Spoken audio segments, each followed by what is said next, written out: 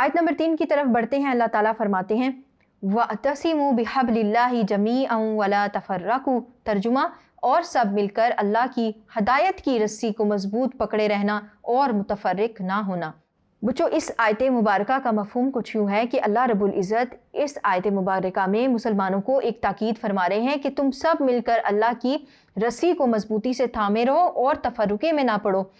अब यहाँ पर अल्लाह की रस्सी से क्या मुराद है? तो अल्लाह की रस्सी से मुराद बाज़ उलमाए कराम कहते हैं कुरान मजीद हो सकता है, अल्लाह की रस्सी से मुराद इस्लाम हो सकता है, अल्लाह की रस्सी से मुराद हदायत हो सकती है, और अल्लाह की रस्सी से मुराद अल्लाह और उसके रसूल सल्लल्लाहु अलैहि वसल्लम की अताअत और इस्लाम भी हो सकता है।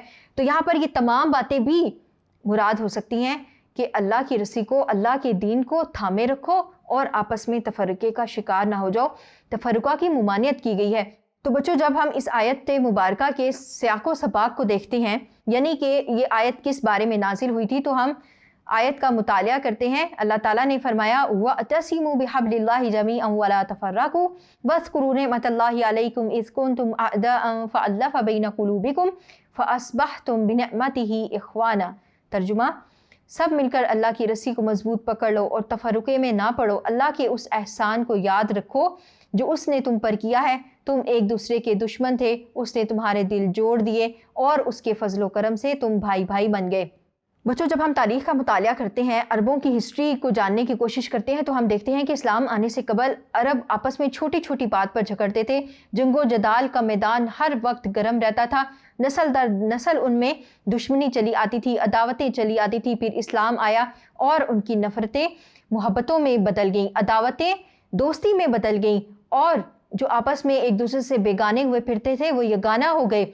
अल्लाह ताला ने उनके दरमियान में अखवत का रिश्ता कायम कर दिया। अल्लाह ताला ने कुरान मजीद में इरशाद फरमाया इन्नमल मुमिनूना इख्वतुन, बेशक ईमान वाले आपस में भाई भाई हैं। फिर अल्लाह ताला ने एक और आयत मुबारका में फरमाया था कि ये इतनी बड़ी नेमत है ना कि अल्लाह ताला ने इंसानों को, मुसलमानों को आपस में भाई भाई बना दिया कि अगर तमाम दुनिया की दौलत खर्च कर दी जाती तो भी ये मकसद हासिल नहीं हो सकता था। ये अल्लाह ताला की बहुत बड़ी रहमत है कि उसने अपनी रहमत से, अपने फजल से मोमिनीन के दरमियान भाईचारा कायम कर दिया। हम देखते हैं जब सीरत रसूल सल्लल्लाहु अलैहि वसल्लम का मुतालिया करते हैं, हिजरत मदीना के बाद रसूलुल्लाह सल्लल्लाहु अलैहि वसल्लम ने मोमिनीन जो कि मुहाजिर और अंसार थे उनके दरमियान मवाक़ात का ऐसा रिश्ता कायम किया जो कि मवाक़ात मदीना के नाम से मशहूर है। और इसके साथ साथ अगर पूरी हिस्ट्री देख ली जाए इंसानियत की तो उसमें ऐसी कोई नज़ीर, कोई मिसाल नहीं मिलती।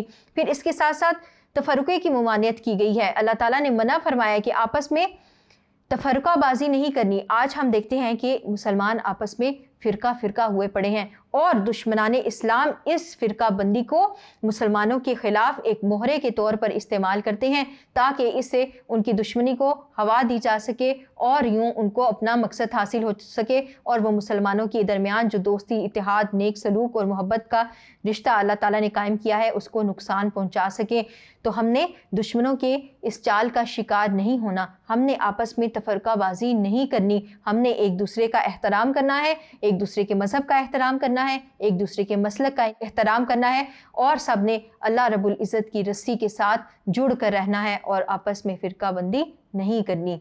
तो बच्चों, ये थी तालीम जो कि इस आयत मुबारका में आपको दी जा रही थी। आइए बढ़ते हैं अगली आयत की तरफ। शुक्रिया।